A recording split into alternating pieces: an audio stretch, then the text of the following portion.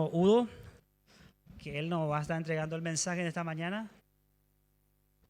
Y vamos a orar por su vida también. Una vez que bajen todos los niños, vamos a orar por su vida. Vamos a pedir que el Espíritu Santo de Dios esté sobre nuestro hermano y que cada palabra que esté dando sea útil para nuestra vida.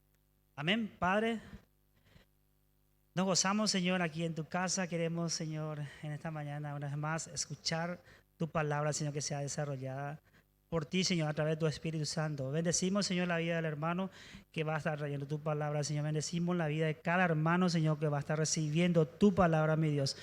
Pedimos, Señor, que tú nos guardes, Señor, que tú hagas, Señor, que nuestras preocupaciones, Señor, estén alejadas de nosotros, Señor. Y abramos nuestra mente, nuestro corazón, Señor, hacia ti, hacia tu palabra, mi Señor. Y queremos, Señor, recibir de corazón lo que vamos a escuchar en esta mañana. En el nombre de Jesús declaramos victorias en este lugar, Señor.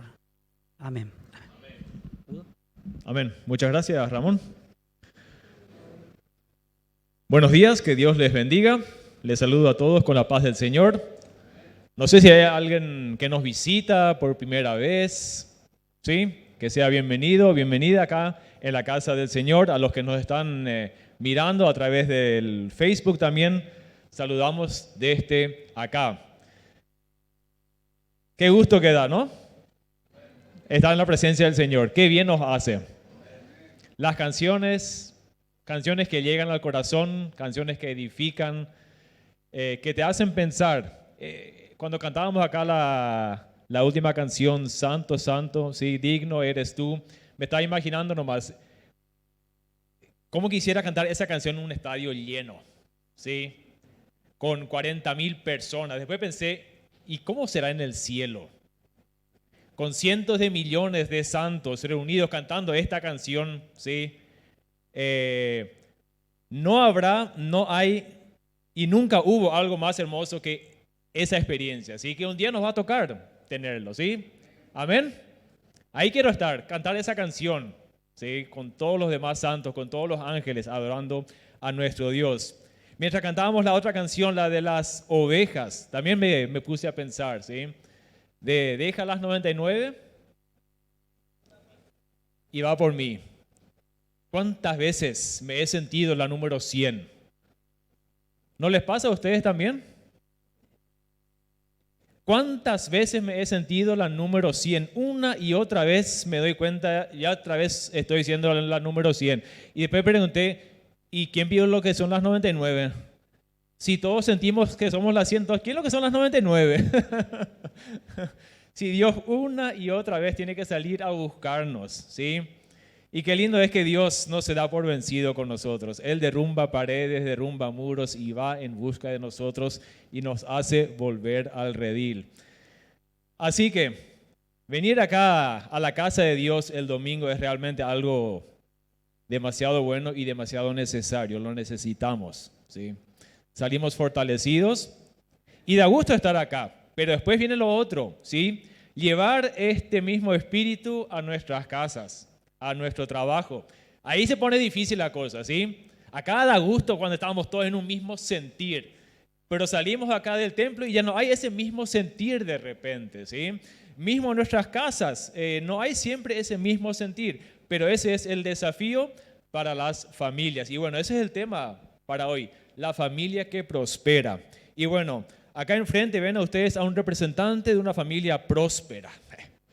Mamoba.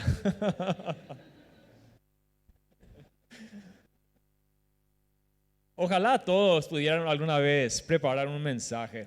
Hace bien. Te confronta, ¿sí? Cuando te toca tal día, vas a decir, ahora por ejemplo, vacaciones, ¿para qué? A un profesor darle una prédica en vacaciones, último día. Mañana vuelven las clases.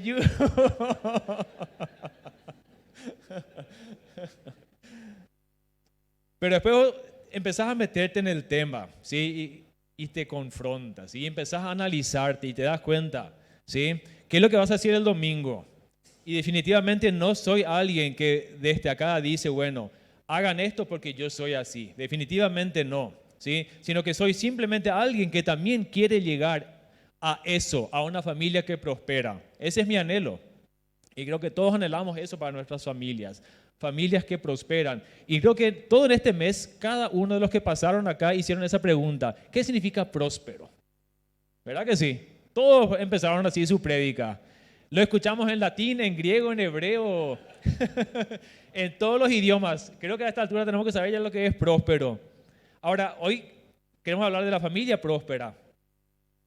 ¿En qué pensamos? ¿Cuál es el sinónimo de próspero? Lo primero que pensamos. Dinero. Pudiente.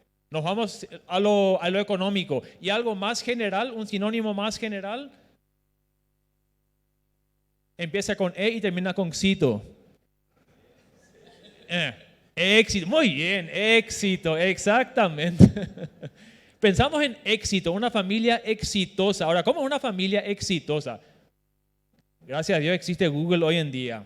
Ahí encontré una linda definición de una familia próspera.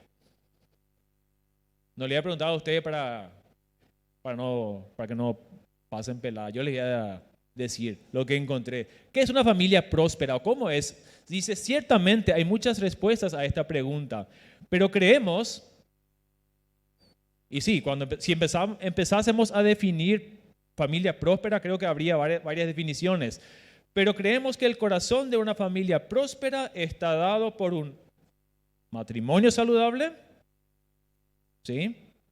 Y una crianza efectiva, en el caso de que ya haya hijos. Entonces, el corazón, el caracú, más que el corazón, el caracú de una familia próspera está dado por un matrimonio saludable, con todo lo que eso implica, y una crianza efectiva. Es un ambiente hogareño alentador donde los niños están floreciendo, creciendo y desarrollándose plenamente, sintiéndose ellos emocional y espiritualmente realizados en la compañía de los demás. Me gustó esta definición, ¿sí? De una familia próspera. Y no habla acá de la parte económica, interesante. Ahora, en la Biblia, cuando empezamos a buscar en la Biblia acerca de este tema, encontramos que la Biblia está llena, ¿sí? De ejemplos y de capítulos que tratan acerca de la familia próspera. Así que hoy vamos a estar estudiando desde el Génesis hasta el Apocalipsis. ¿En serio? Van a ver enseguida que es así. Pero antes de entrar en la Biblia, me encontré con una historia que no está en la Biblia, pero es una historia de la vida real. La encontré en el libro El éxito a la manera de Dios. No sé si alguien ya lo leyó. ¿Quién lo escribió? Lo escribió Charles Stanley. Le conocemos de Radio Bedira, ¿verdad? Charles Stanley. El éxito a la manera de Dios. Él cuenta la historia de Scott.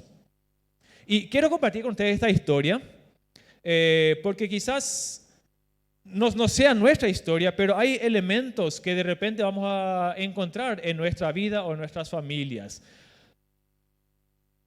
Scott es un nombre ficticio, ¿sí? Tengo entendido que la historia sí es real.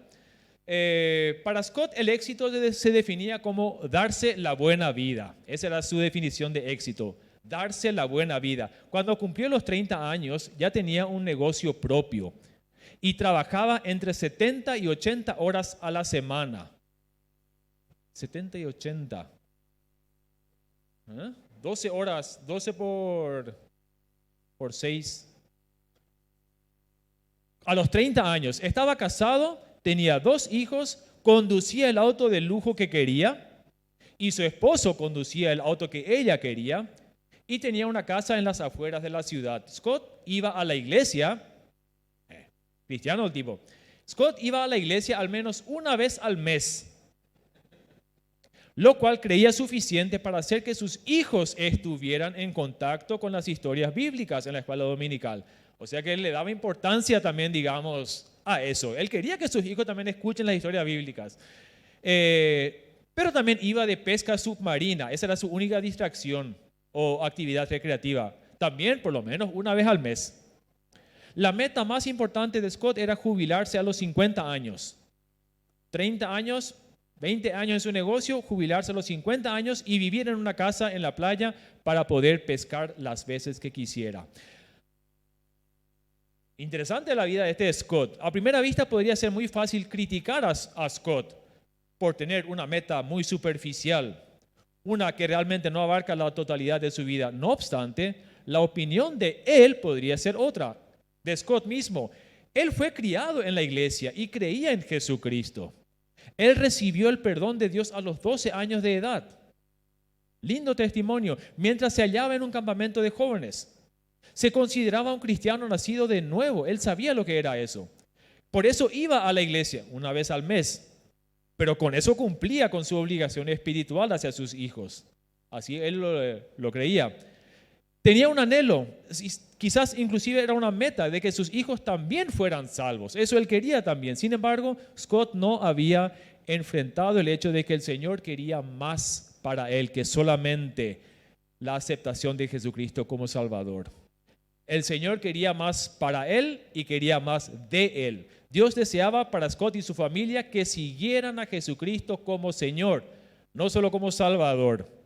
Que basaran sus metas y anhelos en los propósitos y deseos que Dios tenía para sus vidas. La historia de Scott, nuestra historia puede ser, en parte quizás. El sujeto centrado en sí mismo, la persona centrada en sí mismo, se preocupa principalmente del éxito medible en términos de dinero, recompensas y manifestaciones externas de riqueza, prominencia y posición. Eso es lo que busca el común de la gente, ¿sí? Eso que te haga ver ante los ojos de los demás, esta es una persona exitosa. ¿Y cómo lo pueden ver los demás? Pues a través de las cosas que poseemos, ¿sí? Esas cosas visibles que para la gente es sinónimo de éxito. La persona, sin embargo, enfocada en Dios, se preocupa principalmente del éxito que empieza en su interior, ¿sí? No lo externo. El uno busca lo externo, aparentar hacia afuera, ser exitoso para que la gente lo aplauda. La persona enfocada en Dios empieza buscando ese éxito interior, ese que nadie ve, pero que la persona sabe que necesita alcanzar y que se define en términos de propósito eterno. Porque lo otro siempre va a ser algo temporal. Las riquezas, ¿sí? Todo lo externo es temporal. Pero la persona enfocada en Dios busca un propósito eterno. Beneficio espiritual. Satisfacción y logros duraderos. Y obediencia a los mandamientos e instrucciones diarias del Señor. La persona piadosa también puede experimentar riqueza, importancia y posición. No significa que el que sigue a Dios como Señor, el que sigue a Jesús como Señor, no va a tener éxito financiero, no va a ser nadie importante. No, puede llegar a ser también alguien importante, puede tener riqueza, puede tener una posición importante, pero como beneficio complementario, no como la meta principal. Ahí es donde cambia. El uno busca ese éxito, esa posición, el tener como su meta principal. El otro está enfocado en su relación personal con Dios. Y luego lo otro viene por añadidura. Ahí es donde cambia, pero no como metas ni objetivos primordiales. Lo ve como bendiciones y derivados dados por Dios. Muy bien, ¿cómo sigue la historia de Scott? Él cayó en la trampa de convertirse en una persona enfocada en sí misma. A los 33 años su empresa estaba prosperando. Él y su familia ya se habían mudado a una casa mucho más grande, en un vecindario más agradable, más acorde a su nivel económico. Y se habían afiliado a un club campestre. ¿Saben lo que eso es? Club campestre. Un club donde te vas a cabalgar, tenés tu caballo, salís a pasearte, qué sé yo. Scott comenzó a moverse en círculos económicos más amplios, en los cuales se esperaban ciertos comportamientos. Entonces empezó a fumar cigarros por primera vez en su vida, esos cigarros habanos, cubanos, y se volvió un entendido en vinos. En su nueva casa hasta construyó un bar para su esparcimiento y tomó un curso de barman para aprender a preparar todos los tragos que sus invitados podrían desear. Estaba siendo cada vez más exitoso ya eso. Scott y su esposa iban de vacaciones, su esposa Erin se iban de vacaciones a donde iban sus nuevos amigos, principalmente a balnearios y centros turísticos exóticos. Bahamas, Miami, Hawái, Samber y eso. Él racionalizaba todo lo que estaba haciendo, todo lo que él hacía lo racionalizaba bajo la perspectiva de que era bueno para los negocios. Esa era su excusa. Lo hago porque es bueno para mis negocios. No descuido lo otro. Me sigo yendo una vez al mes por lo menos a la iglesia. Pero lo otro lo hago porque beneficia a mis negocios. Y esos negocios le permitirían retirarse más joven. Esa era su meta. Disfrutaba el hecho de que estaba labrando un nombre para sí mismo, ¿sí? Con mucho esfuerzo y dedicación estaba él labrando su nombre. No solo en la profesión elegida, sino también en su comunidad, ¿sí? La gente iba a empezar a hablar de Scott y lo iba a tomar como ejemplo, ¿sí? El gran Scott, el exitoso Scott. Scott y Erin iban ocasionalmente a la iglesia, si es que no habían planeado otra cosa, y enviaban a sus hijos a la escuela bíblica vacacional y al campamento de la iglesia, porque seguían teniendo esa idea de que sus hijos también debían conocer al Señor. Así que seguían cuidando ese aspecto. Todo pareció ir muy bien durante un par de años, pero luego las cosas comenzaron a derrumbarse. Solo un poco al principio, un chiquitito nomás. Pero cuando su hija cumplió 14 años, emergieron señales de rebeldía. Scott pasó por un susto clínico que su médico diagnosticó como una reacción de estrés. Entonces se puso a tomar medicamentos recetados para combatir la ansiedad. Cuando su empresa se hizo aún más grande, se dedicó a trabajar 7 días por semana. Antes eran 6 nomás, 6 por 12, ahora ya eran 7. ¿Sí? Porque estaba en problemas su empresa, así que de lunes a lunes en la empresa. Entonces la esposa, sintiéndose abandonada, se tenía que contentar con relacionarse con quienes estuvieran disponibles para estar con ella, porque tenía una nueva piscina que había que usarla. Y bueno, entre los que estaban disponibles también había un hombre soltero con quien más tarde tuvo una aventura. Y pasó lo que pasó. Finalmente, Scott y Erin se separaron a fin de aclarar las cosas en su matrimonio. Se separaron nomás, ¿sí? Vamos a poner en orden las cosas y después vamos a volver otra vez. Los problemas con los hijos, la aventura amorosa de Erin y la intensificación de la bebida en Scott finalmente los llevaron de la separación al divorcio. A los 38 años, como parte del convenio de divorcio, Scott se hallaba metido en una difícil batalla por sus negocios y sus posesiones. Estaba cada vez más distanciado de sus hijos y luchaba por controlar su presión sanguínea y sus ataques de ansiedad. A los 38 años, ese sueño de a los 50 años retirarme en mi casa en la playa, se había esfumado. ¿Había triunfado Scott? ¿Había triunfado? ¿Había prosperado? ¿Su familia había prosperado? Bueno, los que veían la parte externa podrían decir, sí, este es un ejemplo de alguien que prospera. Eso de la separación, del divorcio, los hijos rebeldes, digamos que es algo que pasa nomás luego, ¿verdad? Es la consecuencia que hay que sobrellevar, pero es parte, digamos, del éxito. Pero exitoso al fin. Así lo verían los de afuera. Era el presidente de la junta directiva de una floreciente empresa, usaba trajes costísimos, manejaba auto de lujo de último modelo, llevaba a sus clientes a almorzar en restaurantes elegantes. Y ahora la pregunta, ¿pero interiormente? Interiormente, ahí donde nadie puede ver, sino solamente él y Dios, sentía que había logrado cualquier cosa menos el éxito. Eso es lo que él sentía. Yo exitoso, si él era sincero consigo mismo, esta era su conclusión. Yo exitoso. No me siento para nada exitoso. Y desde el punto de vista de Dios, a la verdad, Scott le daba muy poco crédito a la perspectiva divina. La historia de Scott.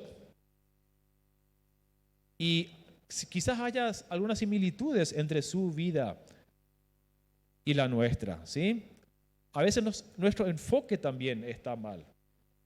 Y si somos sinceros, pasamos también gran parte buscando ese éxito que nos posicione también ante la sociedad, ante la gente, a un cierto nivel. Cambiamos el orden, buscamos primero lo otro, ¿sí? El éxito económico, el éxito financiero, el éxito laboral, y si nos da tiempo nos ocupamos de Dios. Y con Dios siempre ha sido al revés. Buscad primeramente el reino de Dios y su justicia, y luego lo demás vendrá por añadidura. La historia de Scott. Tengo otra historia, esta sí de la Biblia. ¿Conocen la historia de Obed-Edom? Yo cuando empecé a pensar y orar sobre este tema, se me vino a la mente la historia de Obed-Edom. Y no me soltó más esa historia, así que me puse a investigar la historia de Obed-Edom. Fíjense lo que pasó con Obed-Edom. Lo encontramos en el libro de Segunda de Samuel y también en Primera de Crónicas. Vamos a la historia de Primera de Crónicas.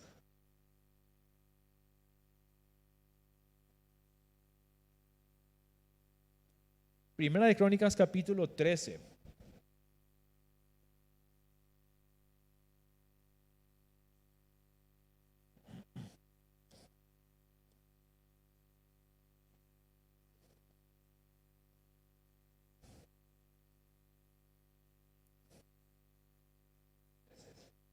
Primera de Crónicas capítulo 13, versículo 1 en adelante.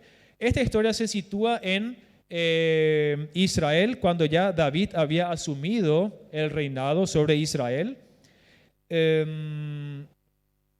Y antes de él, durante el reinado de Saúl, los filisteos habían quitado de Israel el arca.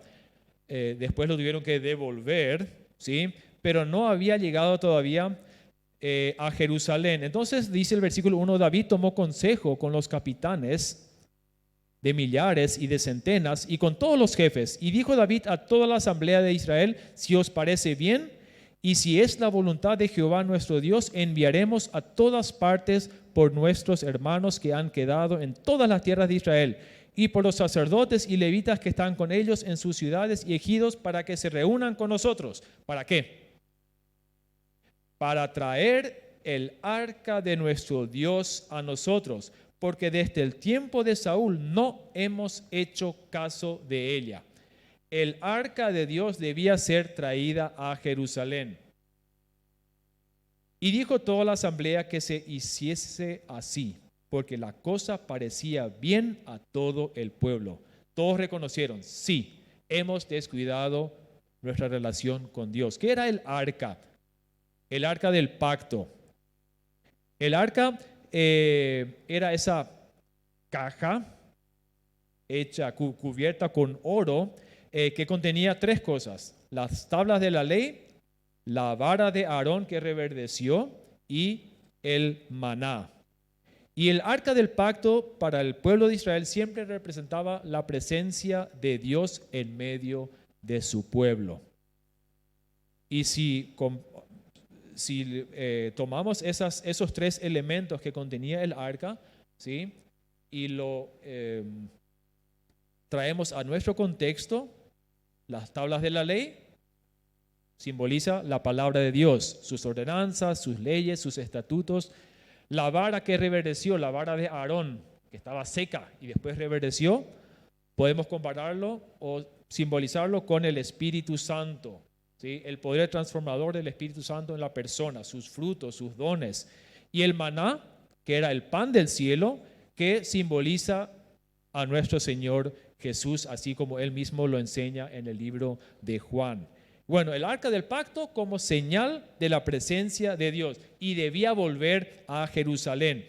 Entonces, versículo 5, David reunió a todo Israel, desde Sihor de Egipto hasta la entrada de Hamat, a todo el pueblo para que trajesen el arca de Dios de Kiriat Jearim. Ahí es donde estaba el arca. Y subió David con todo Israel a Baala de Kiriat Jearim, que está en Judá, para pasar de allí el arca de Jehová Dios que mora entre los querubines, sobre la cual su nombre es invocado. Y llevaron el arca de Dios de la casa de Abinadab en un carro nuevo. Y Usa y Aio guiaban el carro. Versículo 8. Y David y todo Israel se regocijaban delante de Dios con todas sus fuerzas, con cánticos, arpas, salterios, tamboriles, címbalos y trompetas. Una fiesta total, ¿sí? El arca estaba siendo trasladada a Jerusalén y era un día de fiesta, un día de regocijo. Por fin, como pueblo, iban a volver a volcarse totalmente a Dios. Pero, siempre hay un pero en las historias. Y este es uno de los peros que a mí siempre me ha causado una lucha interna, ¿verdad? Para entender por qué. Fíjese lo que ocurre. Cuando llegaron a la era de Kidón, Uza, uno de los que guiaban el carro, extendió su mano al arca para sostenerla, porque los bueyes tropezaban. El terreno era... tenía algunos desniveles, entonces el carro se movió, el arca se movió, entonces Usa, ¿sí? En una muy buena intención, que el arca no se caiga, eso no debía pasar, extiende su mano para sostener el arca. Y miren lo que ocurrió. Y murió allí delante de Dios. En el pasaje de 2 Samuel dice que se encendió la ira de Dios y lo mató allí mismo a Usa. ¡Qué terrible! O sea, ese día de fiesta, de alegría, de regocijo santo, ¿sí? Se convierte en un día de tragedia, de tristeza, de lamentación. El pobre Usa cae muerto porque había hecho algo de lo cual Dios claramente había establecido que no se podía hacer. Ahí es donde yo entro en conflicto. Pero si él tenía una muy buena intención. Pero por sobre nuestras intenciones está la ley de Dios que es perfecta. Y aunque no la entendamos, es la ley de Dios, ¿sí? Y Usa había transgredido esa ley y Dios lo castigó con la muerte. ¡Qué día fatídico, trágico! Y así lo sintió David también. Y David tuvo pesar, o sea, esa alegría se esfumó, pero al toque, ¿sí? Cesaron las canciones, ni un músico habrá seguido tocando su instrumento, ya no había ningún sentido para seguir celebrando. ¿Qué es lo que va a celebrar? ¿Sí? Lo que era volver a Dios se convirtió en un día de luto. Y tuvo pesar David, porque Jehová había quebrantado a Usa, por lo cual llamó a aquel lugar Pérez Usa hasta hoy, que significa el quebrantamiento de Usa. Y pasó lo que pasó, que lo que nos iba a pasar a todos. Le agarró a David un temor a Dios aquel día y dijo: ¿cómo he de traer a mi casa el arca de Dios? O sea, acaba de morir un hombre por solamente tocar el arca. O sea, ¿quién soy yo para seguir intentando traer el arca a Dios? Pero nos vamos a morir todos, ¿sí? Dios, o sea, en ese momento David, y me imagino que todo el pueblo también se vio confrontado con la santidad de Dios. Y se pregunta, ¿pero quién es digno entonces? Nadie. ¿Cómo podemos siquiera intentar seguir trayendo el arca a Dios? Nos vamos a morir todos. Si Usa murió, al final todos vamos a morir porque todos somos indignos ante Dios. Así que David no trajo el arca a su casa en la ciudad de David, sino que la llevó a la casa que estaba allí cerca y que era justamente la casa de Obed-Edom, que era un geteo. Hay varias versiones ahí de qué significa geteo, si era de Gat, pero vamos a ver después que tiene que ver más bien con su descendencia de la tribu de Leví, era un levita él. Así que lo llevan a la casa de Obed-Edom. Ahí aparece nuestro personaje, Obed-Edom. Y fíjense lo que pasa con Obed-Edom a partir de ese día. Versículo 14. Y el arca de Dios estuvo con la familia de Obed-Edom en su casa 3 meses. Y bendijo Jehová la casa de Obed-Edom y todo lo que tenía. Hubo una transformación, un cambio en la casa de Obed-Edom a partir de ese día. Él abrió sus puertas. Yo no sé si David le obligó, si David preguntó, no sé cómo fue el trato. Pero evidentemente Obed-Edom abrió las puertas de su casa y tomó ese riesgo que nadie se animaba, ni el propio rey David, un hombre conforme al corazón de Dios, elegido para ser rey. Seguramente todo el mundo esperaba que, bueno, por lo menos David se haga cargo del arca y lo lleve a su palacio. No, lo va y lo lleva a la casa de Obed-Edom, y Obed-Edom dice sí. Y con eso Obed-Edom le abre las puertas a Dios y permite que Dios entre. Y a partir de allí empieza a experimentar bendición tras bendición en su vida. Fíjense lo que ocurre después. Yo pensé, bueno, acá termina la historia de Obed-Edom, ¿sí? Dios bendijo su casa y todo lo que tenía, punto. Sigue su historia. Vamos a ver algunos versículos en 1 Crónicas 15. Ahí en la misma página, capítulo 15, versículo 15. Y los hijos de los levitas trajeron el arca de Dios, eso ya después de los 3 meses, pasaron los 3 meses y ahí sí, cuando David escucha de las bendiciones por las que pasó la casa de Obed-Edom, ahí David cobra nuevo ánimo y ahí sí se anima a traer el arca a Jerusalén, después de 3 meses. Entonces los levitas trajeron el arca de Dios puesta sobre sus hombros en las barras, como lo había mandado Moisés, conforme a la palabra de Jehová. Asimismo dijo David a los principales de los levitas que designasen de sus hermanos a cantores con instrumentos de música, con salterios y arpas y címbalos con que resonasen y alzasen la voz con alegría. Y los levitas designaron a Hemán, hijo de Joel, y de sus hermanos, a Asaf, hijo de Berequías, y de los hijos de Merari, y de sus hermanos, a Tan, hijo de Cusaías. Versículo 18, y con ellos a sus hermanos del segundo orden, a Zacarías, Jaasiel, Semiramot, Jehiel, Uni, Eliab, Benaía, Maasías, Matatías, ese paso, Micnías, Obed-Edom y Jehiel, los porteros. Aparece otra vez Obed-Edom ya como portero de la casa de Dios. Luego el versículo 19, ¿sí? 19, 20 y 21. Ahí ya aparece él, otra vez Obed-Edom, el versículo 21, ahí están otra vez varios nombres y aparecen entre ellos Obed-Edom, que tenían arpas afinadas en la octava para dirigir. Obed-Edom como músico. O sea, de un Obed-Edom, que yo no sé si era conocido antes, al menos su nombre no aparece antes, de repente aparece como portero, ¿sí? Alguien puesto allí para cuidar del arca, para cuidar también después las puertas del templo. Después aparece como músico. En el versículo 24 ya aparece más específicamente como portero del arca, el que tiene bajo su cuidado y su responsabilidad el cuidado de ese arca que simbolizaba la presencia de Dios. Pero ahí no termina la historia de Obed-Edom. Vemos acá que Dios bendice a Obed-Edom, ¿sí?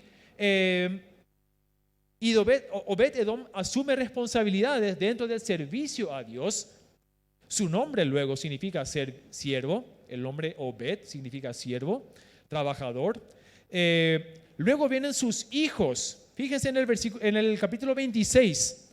En el capítulo 26 de Crónicas aparecen ya los hijos de Obed-Edom. Son 8 hijos. Primera de Crónicas 26.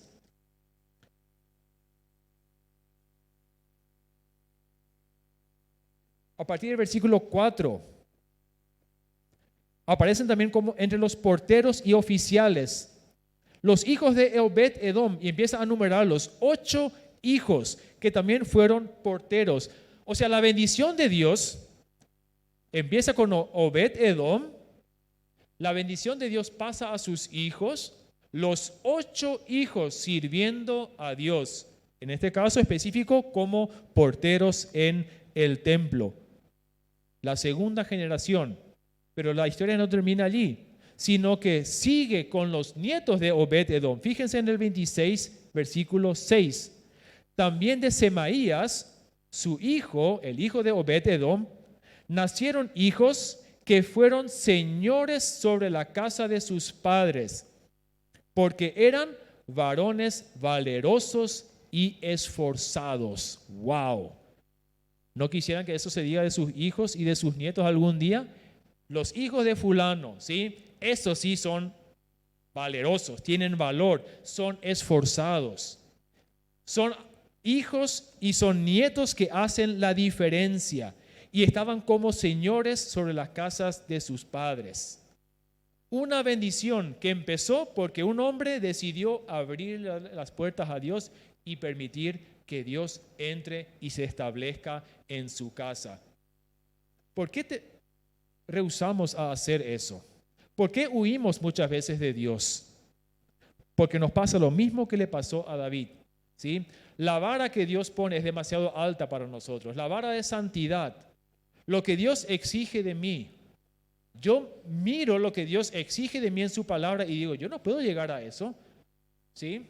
Así que ni siquiera lo intento porque mis fuerzas no son suficientes y yo soy consciente de eso, así que yo humanamente hablando y humanamente pensando y humanamente sintiendo, digo, yo no puedo alcanzar eso que Dios espera de mí, así que voy a tratar como Scott, ¿sí? Voy a tratar de cumplir como pueda con Dios para que Dios quede satisfecho conmigo, pero llegar a lo que Él exige, difícil, ¿sí?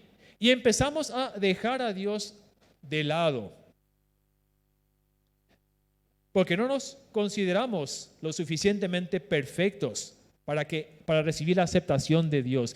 Y no nos damos cuenta que cada vez más nos vamos alejando de Dios. ¿Qué pasó con Obed-Edom y su familia? Su familia fue bendecida. Fue familia de valientes, de gente esforzada. Fueron personas de virtud, de talento, de habilidades y todos le servían al Señor. ¿Cómo quisiéramos que nuestros hijos sean así? Que sean hijos que un día también sirvan al Señor. Que estén en la iglesia sirviendo al Señor. Que los hijos de nuestros hijos también lo hagan. El texto nos dice que Dios bendijo todo lo que Él tenía. Y este es un principio de las Escrituras, de la palabra de Dios. El verdadero evangelio, el evangelio de vida, es el que se lleva a la casa. Es el que se lleva a la casa. Por eso empecé diciendo hoy, ¿sí? Qué gusto da estar acá. Y realmente es una satisfacción, ¿sí? Te llena. Pero después tenemos que ir a nuestras casas. Y tenemos que llevar a nuestras casas, ¿sí? Eso que hemos sentido y experimentado acá. O si no, nos volvemos religiosos y creemos que solo en el templo debemos ser santos e íntegros. Una familia que prospera. ¿Cuándo empieza a prosperar? ¿Qué dice el Salmo 127:1? Si Jehová no edificare la casa, lo anoté acá, pero ni siquiera tenemos que abrir porque conocemos eso. Si Jehová no edifica la casa, en vano trabajan los albañiles, de balde se esfuerzan los albañiles. Si el Señor no cuida la casa, de balde vela la guardia. Si no abrimos nuestras puertas de nuestras casas a Dios, las puertas de nuestro hogar, ¿sí? Las cosas no van a cambiar, la bendición de Dios no va a llegar. Y Jesús está pasando, todos los días Jesús está pasando por nuestras casas.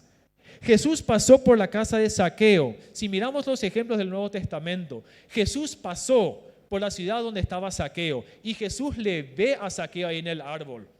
¿Y qué le dice Jesús? Bájate de ahí porque hoy quiero entrar a tu casa. Jesús hoy nos dice, hoy quiero entrar a tu casa, pero no me lo estás permitiendo. Estás cerrando tus puertas, estás buscando excusas y no puedo entrar. Y Jesús no va a entrar a la fuerza.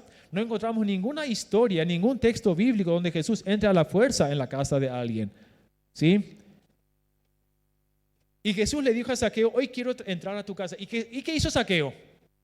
se bajó rápido del árbol y le abrió la puerta de su casa a Jesús. Y Jesús entró a su casa y trajo salvación a toda la familia. Y un cambio de mente y de corazón. Hoy los niños, justamente en sus versículos, nos hicieron recordar eso. Un cambio total de perspectiva de vida, ¿sí? En la vida de Mateo. ¿Qué pasó con los discípulos cuando estaban con su barca en el mar, en la tormenta? Estaban sin Jesús. Y de repente aparece Jesús caminando sobre las aguas y haciendo como que iba a seguir de largo. Y ahí sus discípulos desesperados le gritan, ¿sí? Auxilio, Señor. Y Jesús entra en la barca y se calma la tormenta. Trae paz, quita el miedo, la desesperación y calmó la tormenta. Pero Jesús tuvo que entrar a la barca. Jesús fue a la casa de Pedro y estaba enferma su suegra y Jesús trae sanidad.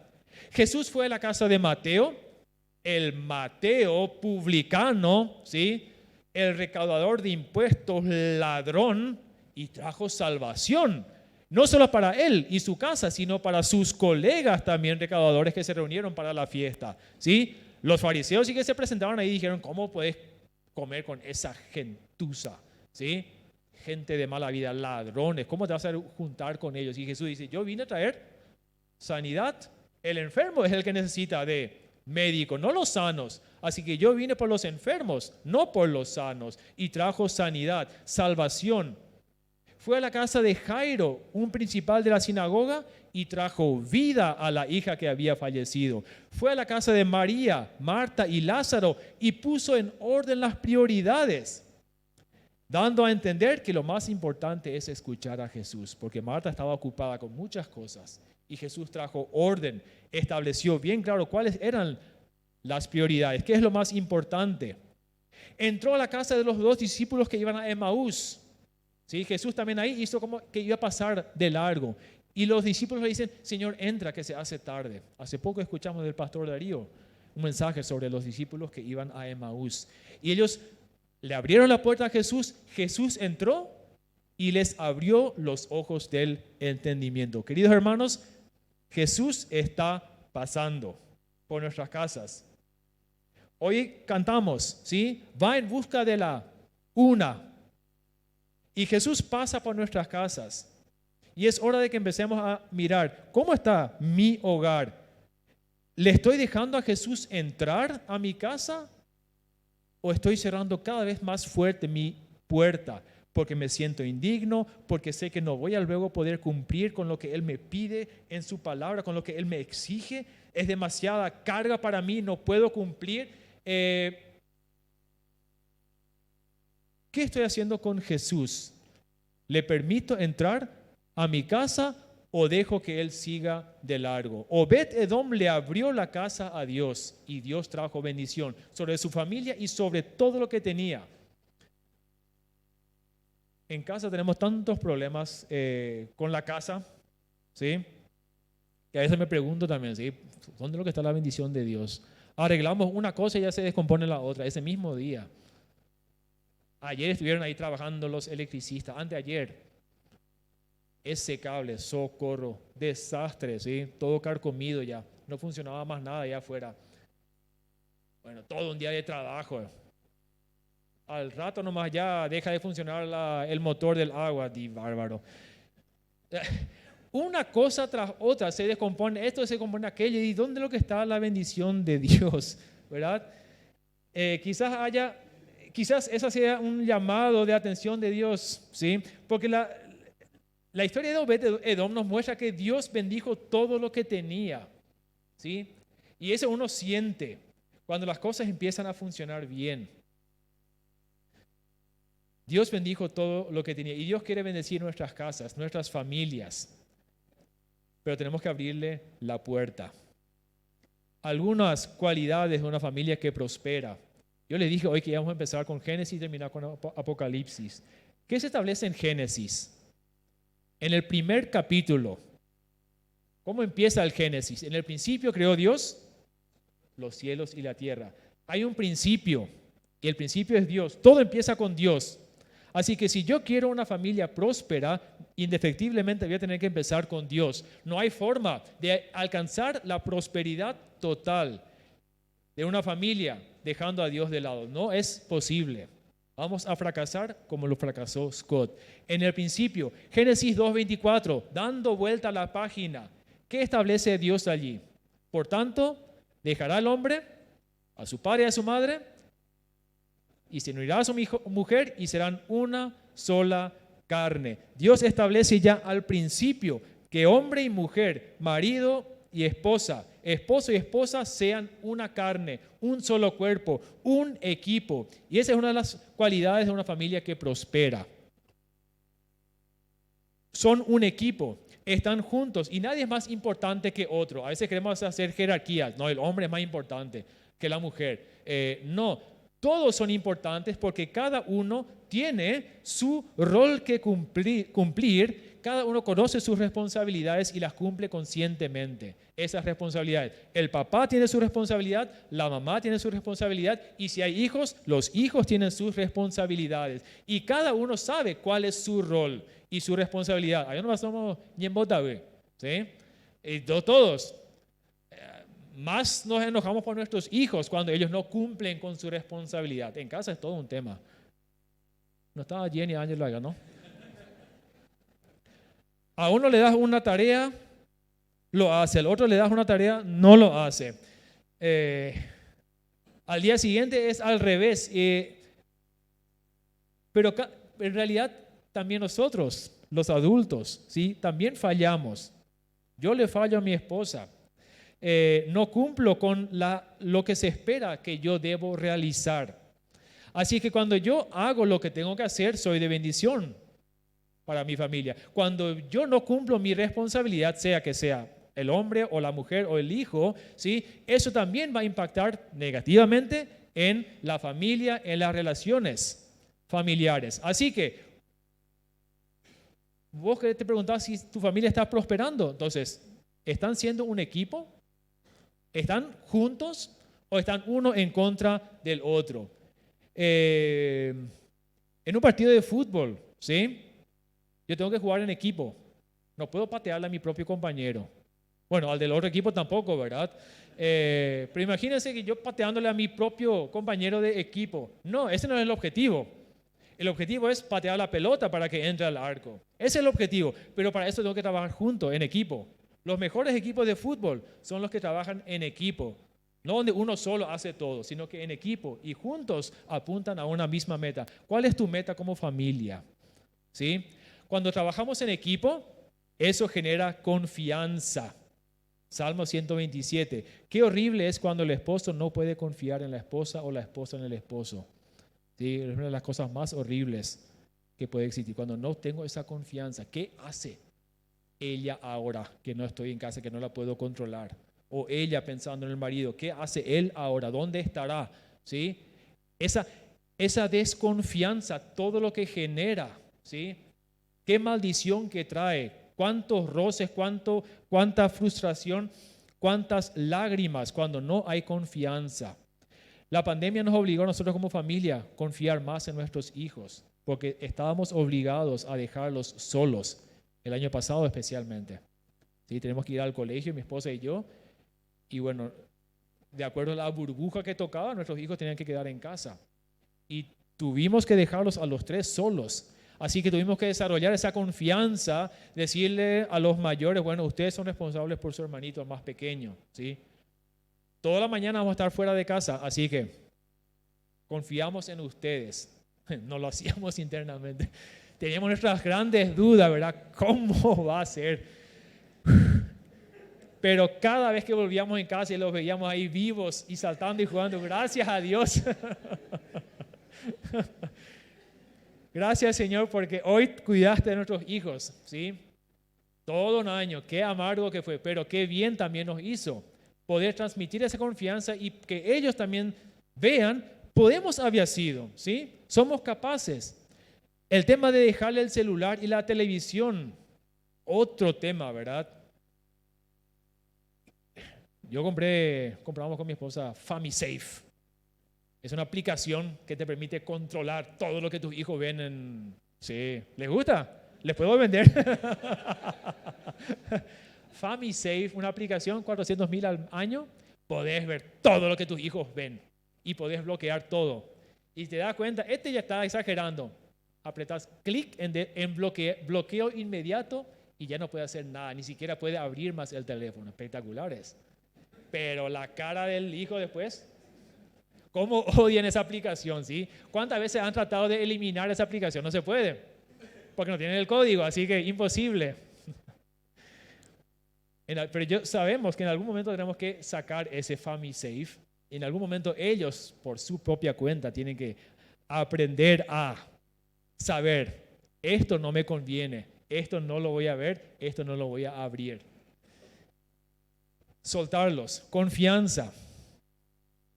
Para que haya confianza debe haber buena comunicación. En Efesios 4:25 nos habla de hablar verdad los unos con los otros, desechando la mentira, hablen verdad los unos con los otros. La familia que prospera tiene que ser un lugar donde se pueda hablar en confianza. De esto habla el doctor Panasiuk también. Él habla del tema de la mujer que prospera y él habla también de la familia que prospera. Y él hace énfasis en justamente la comunicación. Que la familia sea un lugar donde yo puedo contar mis éxitos, ¿sí?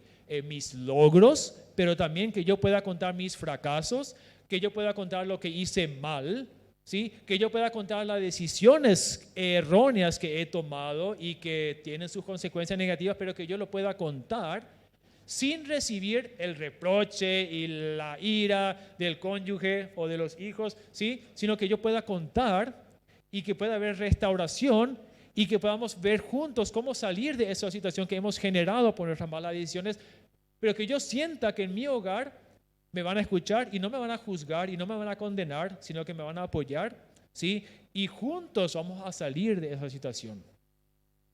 Confianza a través de la comunicación. Porque si yo cuento mis debilidades y mis fracasos y recibo golpes, decía Panasiuk, lo voy a hacer una sola vez. La segunda vez que vuelva a cometer un error ya no voy a contar. Si en casa recibo otro golpe más encima del peso del fracaso, que en casa otra vez me den palo por lo que hice mal, entonces la próxima vez ya no me callo nomás, ya no cuento lo que hice mal, ¿sí? Entonces ya no hablo verdad, trato de tapar mis errores, de maquillarlos para que la familia no se dé cuenta y no me den con palo. Entonces empiezo a callar la verdad. Efesios 4:25 dice, hablen verdad, desechen la mentira, sean honestos. Y especialmente en la familia. Eso fortalece a la familia y eso hace que las familias prosperen. Y por último, lo más importante, Colosenses 3:14. Y sobre todo, ¿sí? Sobre el tema de que somos un equipo, por sobre la confianza, por sobre la comunicación, por sobre todo, ¿sí? Vístanse de ¿qué? De amor, que es el lazo que les permite vivir en perfecta unidad o en perfecta armonía. Vistámonos de amor. El amor cubre multitud de pecados, de errores, dice 1 Pedro 4:8. El amor da lugar al perdón. Te permite intentar otra vez si fallaste. Y hasta te permite empezar de nuevo. Cuando el amor de Dios inunda nuestros corazones y nuestras familias, no hay un punto final. Bueno, acá se terminó todo. Podemos empezar de nuevo. Pero el amor es sacrificio, entrega, dejar de lado mis deseos y buscar primero el bien del otro. Dios quiere prosperar nuestras familias. ¿Qué tenemos que hacer? Lo que hizo Obed-Edom. Señor, entra hoy a mi hogar. ¿Cómo termina la historia de Scott? Rápidamente les digo el final de la historia. Dice la historia de Scott que Scott tocó fondo. Y a veces es bueno tocar fondo, ¿sí? O sea, más bajo no pudo caer, ya estaba allí.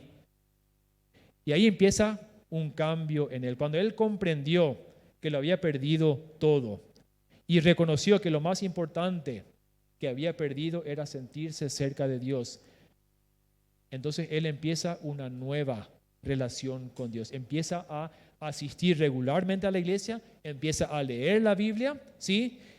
Y mientras más él leía su Biblia, cuanto más tiempo él pasaba con Dios, más empezaba a extrañar a su esposa y a sus hijos, ¿sí? Y le preguntaba diariamente a Dios, Señor, ¿qué quieres que haga? Esa es la pregunta que él a diario empezó a hacerse. Señor, ¿qué quieres que haga?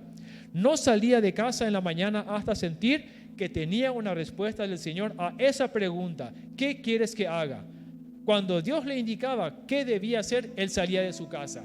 Cambió radicalmente porque empezó a buscar a Dios. Le abrió su corazón y estaba empezando a abrir su casa, aunque ya no tenía hogar, ¿sí? Él quería volver otra vez a tener una familia. Después de 6 meses, él se volvió a encontrar cara a cara con Erin y sus hijos.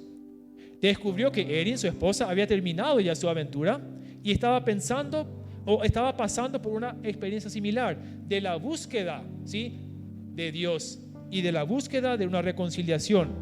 Así que empezaron juntos a buscar esa reconciliación. ¿Fue automática? No. 2 años necesitaron. 2 años de continua consejería cristiana antes de que él otra vez con su esposa se una en matrimonio. Pasaron otros 2 años hasta que por fin pudieron restablecer la relación con sus hijos, hasta que esta relación por fin estaba otra vez sanada y restaurada. 4 años de intenso trabajo, de búsqueda consciente, de ayuda, consejería, porque lo había arruinado todo, pero se volvió a Dios y con la ayuda de Dios, porque ahí está el secreto, es con Dios, no con mis propias fuerzas. Por eso nos desanimamos, porque nos vemos a nosotros mismos y somos tan limitados que ya de entrada nos desanimamos, y no es con nuestras propias fuerzas, es con Dios. Por eso es que le tenemos que abrir la puerta a Dios. Por eso es que le tenemos que abrir la puerta a Jesús y decir: Jesús, entra en mi vida, entra en mi familia, sé mi Salvador y sé mi Señor. Señor, ¿qué quieres que haga hoy? Esa oración continuaba preguntándose cada mañana. Pasaron 4 años y se siguió haciendo esa pregunta: Señor, ¿qué quieres que haga hoy? La historia termina con Erin, la esposa, dirigiendo en su iglesia un estudio bíblico para mujeres. Trabaja medio tiempo en un centro de embarazos difíciles. Sus 2 hijos asisten a una universidad cristiana y la hija, que una vez fuera rebelde, se está preparando para su primer trabajo de tiempo completo con un ministerio de adolescentes. Scott regresó a los negocios en una escala más pequeña, pero adecuada. Ahora usa las utilidades de su empresa para financiar proyectos en la iglesia. O sea, mi empresa florece, ¿cómo puedo invertir eso en la iglesia? Cambio de perspectiva. ¿Ha triunfado Scott ahora? Él siente que sí. Ahora él también puede decir: sí, ahora yo siento, sí, que he triunfado. Y yo también lo creo. Además, creo que Dios lo ve como un triunfador. La razón más importante del éxito de Scott es que aún pregunta cada mañana al Señor: Señor, ¿qué quieres que haga hoy? Señor, ¿qué quieres que haga hoy? Esa es una pregunta que se hace cuando uno reconoce que Jesús es el Señor. Mientras yo sea el dueño de mi propia vida, no voy a hacer esa pregunta y voy a seguir intentando con mis propias fuerzas seguir adelante. Y voy a intentar con mis propias fuerzas ser una familia próspera, y no lo voy a alcanzar nunca, porque mis fuerzas son limitadas y yo no puedo solo, yo necesito de Dios. Si Dios no construye mi casa, en vano voy a estar trabajando y esforzándome. Jesús, al término de su sermón del monte, ¿qué le dice a los oyentes? Él habla de los 2 cimientos, ¿sí? El uno que construyó sobre la arena, su casa, y vinieron las tormentas y se cayó. Eso es lo que ocurre cuando Jesús no es el Señor en nuestras vidas. El otro buscó un buen fundamento, y no hay otro mejor fundamento que Jesucristo, y construyó su casa sobre ese fundamento. Y vinieron las tormentas y no pudieron contra esa casa, sino que la casa permaneció en pie, permaneció firme. Abramos las puertas de nuestra casa a Jesús. Digámosle todos los días: Señor, entra a mi casa. Sé tú el Señor en mi casa. Pero no lo digamos nomás, sino que pensemos: y bueno, ¿qué implica eso? Implica hacer la voluntad de Dios. Señor, ¿cuál es tu voluntad? Hagamos esa pregunta que hizo Scott: Señor, ¿qué quieres que tú haga?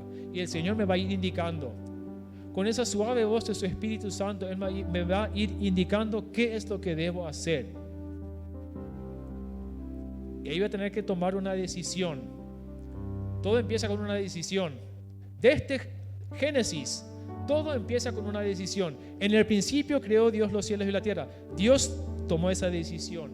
Luego formó al ser humano, tomó esa decisión. Luego Adán y Eva tomaron la decisión de desobedecer a Dios, lastimosamente, con todas las consecuencias que eso trae. Nosotros tomamos decisiones erróneas, pero Dios siempre nos da la oportunidad de empezar de nuevo. Y llegamos a Apocalipsis.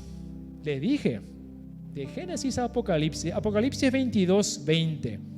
El que da testimonio de estas cosas dice: ciertamente vengo en breve. Amén. Sí, ven, Señor Jesús.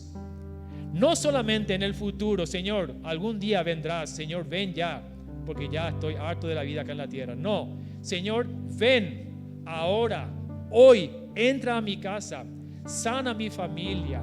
Señor, las cosas no están bien en mi familia. Mis hijos están siendo rebeldes, Señor, no estoy pudiendo con ellos. Señor, ven. Sí, Señor, amén. Ven, Señor Jesús. No en el futuro, Señor, ven hoy. Entra en mi vida. Empieza por mí, cambia mi perspectiva, cambia mi mente y mi corazón, como lo hiciste con Zaqueo. Cámbiame a mí, transforma mi familia, sáname, Señor, sé tú el Señor en mi vida. Que ese sea nuestra oración. Y un día, ahí sí, el Señor vendrá y nos va a llevar a mí, a mi esposa, a mis hijos, a mis nietos, si es que Dios nos los concede, ¿sí? Y un día queremos estar como iglesia allá en el cielo, alabando y adorando a Dios unánimes. Señor, ven, oramos. Dios, te doy gracias porque tú nos has creado de una manera tan especial. A cada uno de nosotros, tú te has tomado el tiempo de crear a cada ser humano y a cada uno lo has hecho de manera diferente. Y Señor, tenemos virtudes, tenemos habilidades, pero también tenemos defectos. Y hoy reconocemos que solos no podemos. Señor, muchas veces hemos intentado hacer las cosas con nuestra fuerza y no podemos. Señor, hoy nos rendimos ante ti. Nos despojamos de todo orgullo. Nos vestimos de humildad reconociendo que hemos fallado. Que las bendiciones de Dios no han podido llegar a nuestros hogares porque no lo hemos permitido, porque hemos cerrado las puertas a Jesús. Señor, hoy abrimos las puertas de nuestro corazón y las puertas de nuestros hogares y pedimos, Jesús, que tú entres, que nos sanes, que nos restaures, que cambies nuestra forma de pensar y de sentir, que pongas amor en nuestros corazones, amor el uno para el otro, que llenes de paz nuestras familias. Señor, queremos ser hogares llenos de tu bendición porque queremos ser de bendición para otros. No solamente para nuestras familias, queremos abrir nuestras puertas para que otras familias lleguen y reciban también tu bendición. Señor, que nuestros hogares sean hogares prósperos. Prósperos porque tú eres el Salvador y el Señor de cada uno de nuestros hogares. Señor, gracias por tu amor y por tu misericordia. Bendigo, Señor, la vida de cada uno de nosotros. En el nombre de Jesús. Amén. Amén.